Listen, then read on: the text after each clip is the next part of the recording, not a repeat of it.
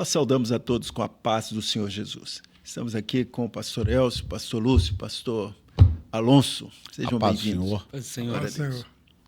Meus queridos, você também seja muito bem-vindo. E o tema de hoje do programa O Chamado do Servo, nós vamos mostrar um pouco da experiência de Esdras, o escriba, que também era da tribo de Levi e que foi chamado por Deus para a realização de uma grande obra. Porém, vamos ler aqui um texto que está em Esdras 7, versículo 10, que diz assim: porque Esdras tinha preparado o seu coração para buscar a lei do Senhor e para cumprir e para ensinar em Israel os estatutos e os juízos.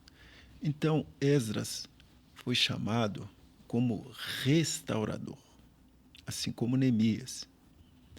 Depois de estar findando o período profetizado de 70 anos de cativeiro, o Senhor começou a levantar alguns reformadores ou restauradores que iriam restaurar no meio do povo a identidade que eles perderam depois de passar uma geração inteira em Babilônia. Em Babilônia, a mistura com outros deuses era inevitável, né? Porque em Babilônia os deuses eram outros, e eram muitos deuses. E o povo estava longe de Jerusalém, longe do templo, que também já tinha sido desfeito, derrubado, queimado a fogo. A cidade tinha sido toda destruída, os muros também tinham sido fendidos e queimados. Então, Jerusalém estava completamente acabada. Mas havia uma profecia de restauração. E Esdras, ele se apegou à promessa que Deus tinha feito e ele colocou o seu coração em contribuir para que a obra de Deus no coração do povo em Jerusalém fosse restaurada. E para entendermos melhor esse assunto, os companheiros aqui à mesa vão nos ajudar, né? Vão cada um falar um pouco do contexto histórico, do contexto doutrinário, do contexto profético, para que possamos tomar para nós ensinamentos que vão nos ajudar a servir melhor ao Senhor. Glória a Deus. Quando houve o cativeiro babilônico, houve o cerco de Jerusalém e houve a destruição do templo, o templo de Salomão. E conforme profecia de Jeremias, 70 anos depois do cativeiro, eles voltariam. Essa profecia, assim como as profecias bíblicas, pareciam ser impossíveis. Mas 70 anos depois, Zorobabel volta e é responsável por restaurar o templo. Inicialmente ele restaura o altar, depois as bases do templo e depois o templo. Depois de Zorobabel, já com o templo restabelecido, 516 a.C., século V a.C., a palavra destaca Esdras. Esdras era sacerdote e escriba, e ele recebe uma carta de Artaxerxes, dando a ele essa autoridade de voltar. E uma coisa linda nesse texto que o pastor Kleber acabou de ler é que ele conhecia, ele buscou a lei do Senhor para cumprir e para ensinar. Então, Esdras é usado na restauração do culto, do procedimento do culto ao Senhor. O templo já restaurado, ainda não da forma, né, como foi o templo de Salomão, mas com esse templo restaurado havia ali o procedimento. E isso deveria ser conforme a base bíblica. E Esdras era um escriba. O escriba era aquele que escrevia. Era uma habilidade que poucos dominavam. Não era comum as pessoas serem alfabetizadas como hoje. Ele era um escriba, ele copiava. Até um detalhe, que os escribas eles tinham a responsabilidade de copiar com fidelidade os escritos originais. Se em algum momento ele pegasse um pergaminho, começava a copiar, opa, faltou uma letra, faltou um tio, ele começava tudo de novo, porque havia esse compromisso de fidelidade em copiar. E, além disso, ele também escrevia tal que ele é o autor do livro de Esdras.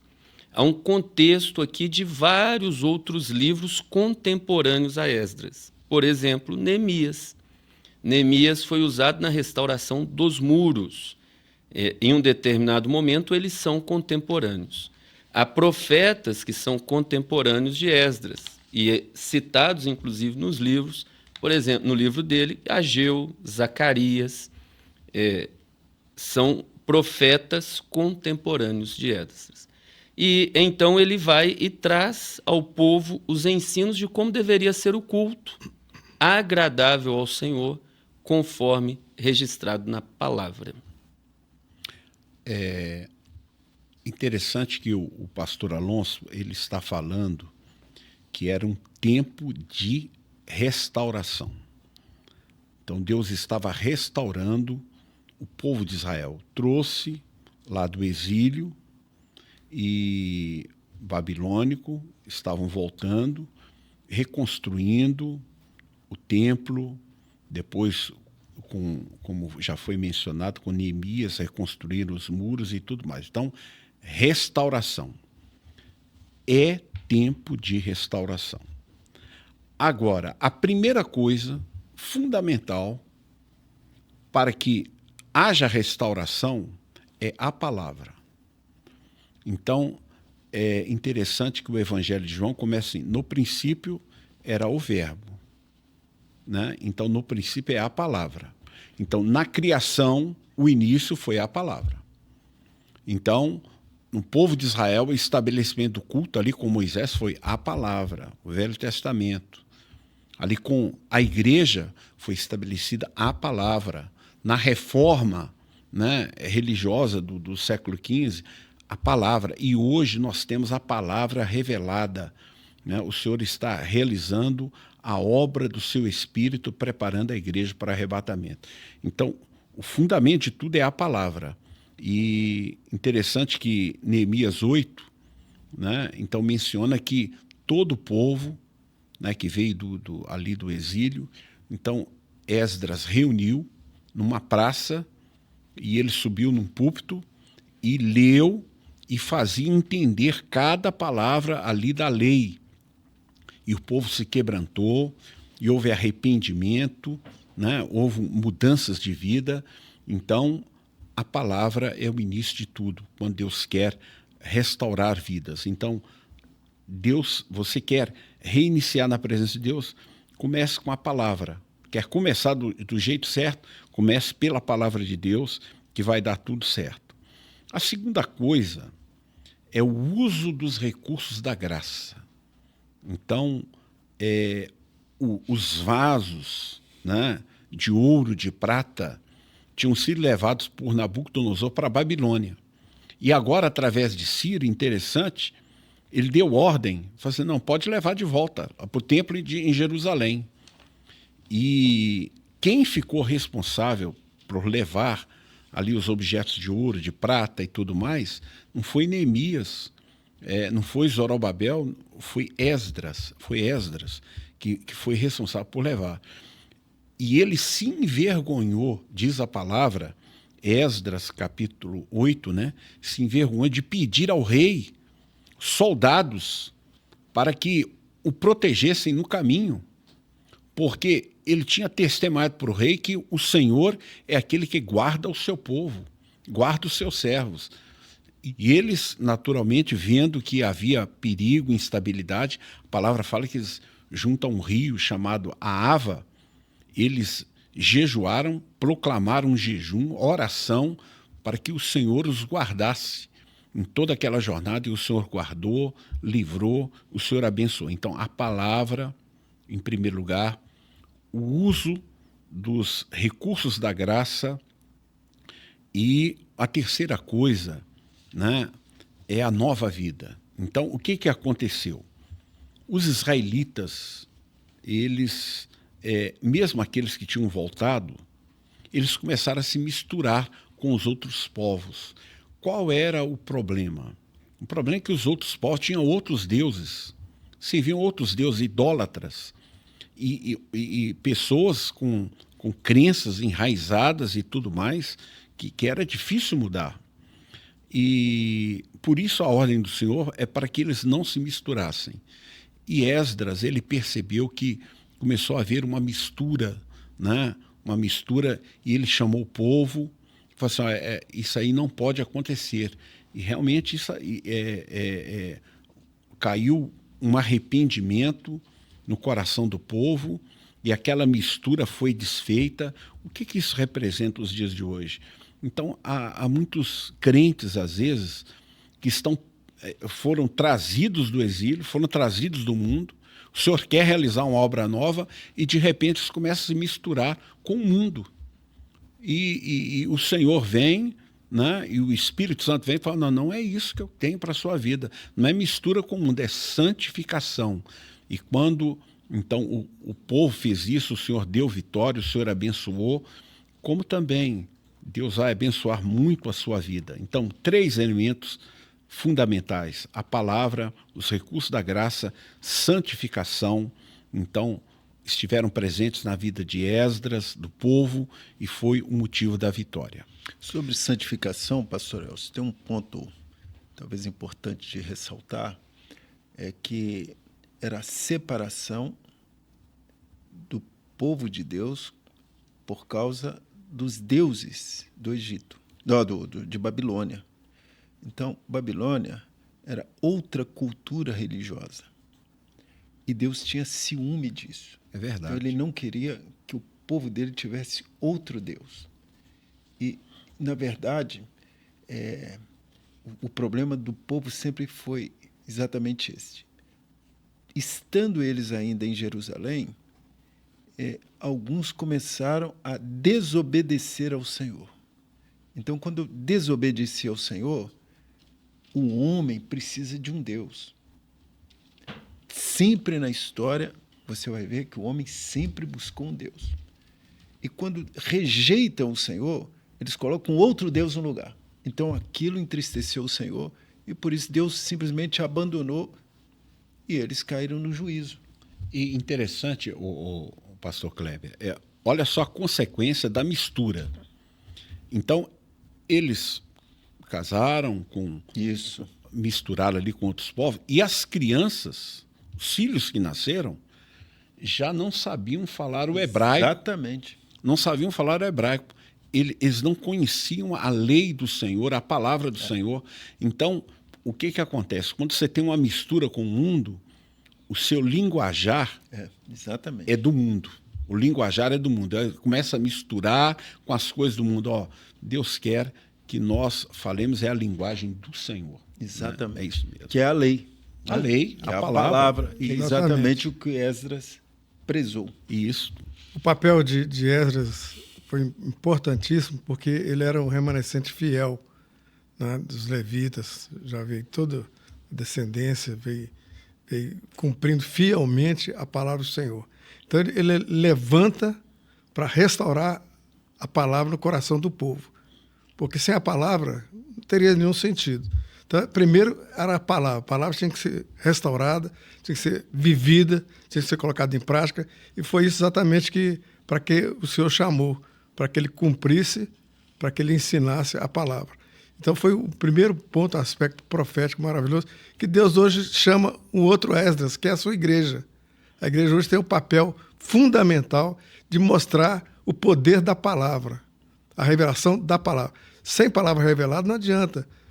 Sem a revelação é invenção, são ideias, são mecanismos que não vão levar a lugar nenhum, vão misturar, confundir a cabeça do povo, levar o povo atrás de outros deuses, atrás de outras soluções, quando a solução ela só vem da parte do Senhor. Glória a Deus. Então é importante essa liderança de Esdras. Preparação para a vinda do Senhor Jesus.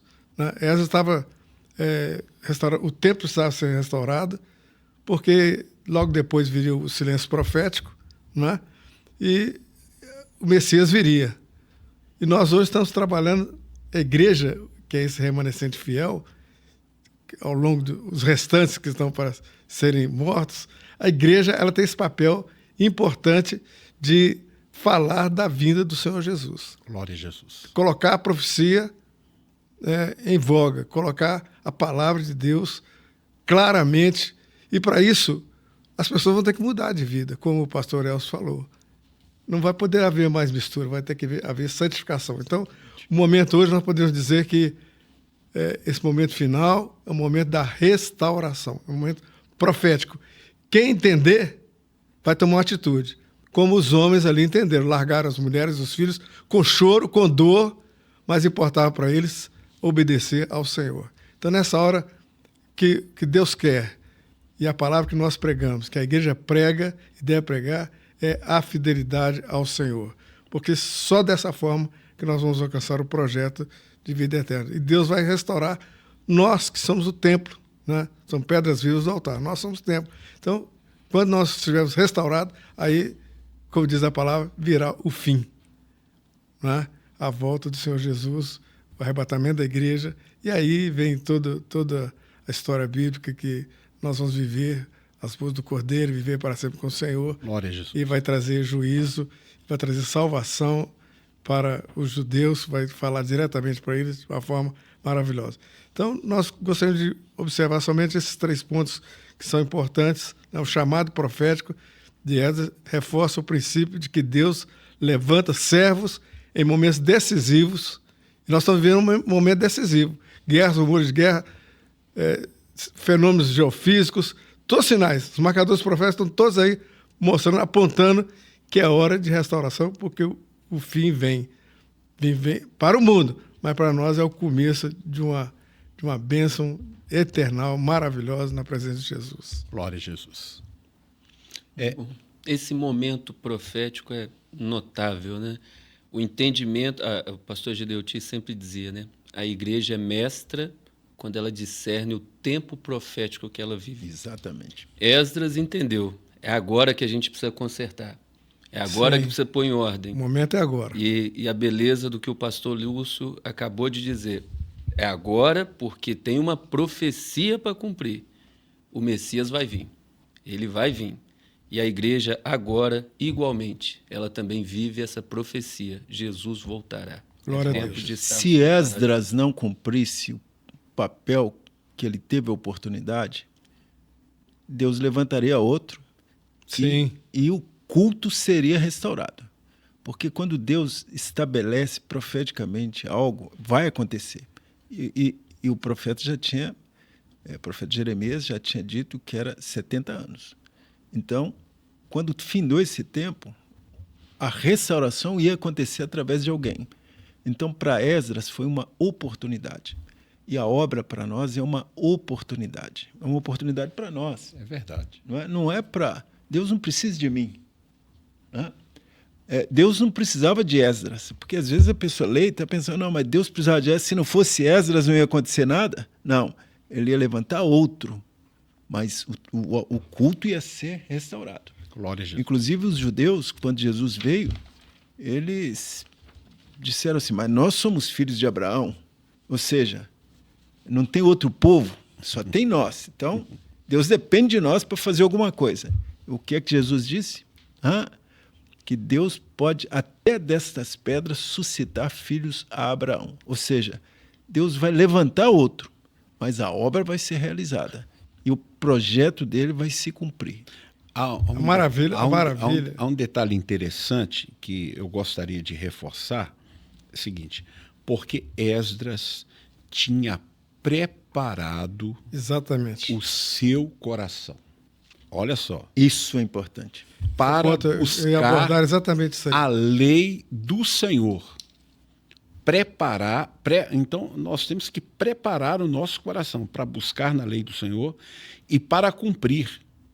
Então, aquele que prega a palavra, ele tem que primeiro viver. Então, viver o que prega. E depois ensinar aos filhos de Israel os estatutos e juízos. Eu entendi claramente o que o Kleber quis dizer, quando se Esdras não se levantar, Deus levantaria outro, mas Deus levantaria somente Esdras mesmo, sabe por quê? Porque ele preparou o coração dele. É verdade. E o momento que nós estamos vivendo, nós temos também que preparar os nossos corações. Deus está nos dando oportunidade de prepararmos o nosso coração, porque Ele quer usar as nossas vidas. E foi para esse tempo que nós fomos chamados. Nós não podemos falhar. Então, Esdras, ele se apropriou da oportunidade. Sim. Né? Então, ele foi Exatamente. chamado e preparou o coração. Porque como que é a salvação? É ato e processo. Então, Deus chama e o homem escolhe seguir ou não. E o que é que Esdras escolheu? Seguir. Buscar o Senhor, se preparar, andar no caminho e fazer o que Deus propôs a ele. Cumprir e ensinar. É isso aí. Agora, se ele rejeita o chamado, Deus levantava outro e pronto. Né? E eu às vezes, fico pensando, pastor Elcio, eu não sei como você pensa, né? Mas a minha tristeza é que Deus não precisa de mim. Né? Não precisa mesmo. Então, se eu não entender que eu preciso e que eu tenho que buscar e que eu tenho que me santificar, vai a minha pregação, né? Vai a minha história na igreja, ela não vai acrescentar absolutamente nada. Então, é cumprir, primeiramente, observar, quer dizer, aprender a palavra, obedecer a palavra e depois ensinar. Esse é o nosso desafio. O pastor Kleber está falando o seguinte, ó, não é Deus que precisa de nós, é nós que precisamos de Deus. E o detalhe do ato e processo. O ato é da soberania de Deus, é uma escolha de Deus, mas o processo, as suas escolhas te afastam, te aproximam do Senhor. E Esdras tem um momento, o pastor falou do jejum, das orações e tudo, mas tem uma coisa num texto aqui que é Esdras 7, 28. Ele fala assim: assim me esforcei, segundo a mão do Senhor sobre mim, e ajuntei dentre Israel alguns chefes para subirem comigo. No processo da salvação, há necessidade da dedicação, da fidelidade ao chamado, do esforço, da fidelidade diante do que o Senhor quer, do projeto do Senhor, porque é uma obra de restauração. Não é falar assim, ó, faz isso. Não, é você fazer, é você viver. Ele se esforçou, ele precisou se dedicar, se empenhar. Né? E esse ponto aí, esforçar, nós vamos observar na vida de todos os servos do passado. Teve muito esforço. Né? É renúncia, é realmente dedicação, comprometimento. É uma vida dedicada. E se cada um aqui estudar a Bíblia, então você vai estudar a lei, quer dizer, vai estudar a Bíblia. Quando você estuda a Bíblia, você vai estudar a história dos personagens. Você vai observar. Os que foram fiéis se esforçaram muito, né? Mas se esforçaram por uma boa causa. Glória a Deus. E foram vitoriosos. Amém. E é isso que nós precisamos fazer. Usar Esdras como modelo para nos esforçar também, porque certamente a obra que nós estamos realizando por determinação do Senhor tem uma recompensa, e a recompensa é a eternidade com Deus. Glória a Deus. Despedimos assim de todos com a paz do Senhor Jesus. Amém. A paz. Paz do Senhor. A paz do Senhor.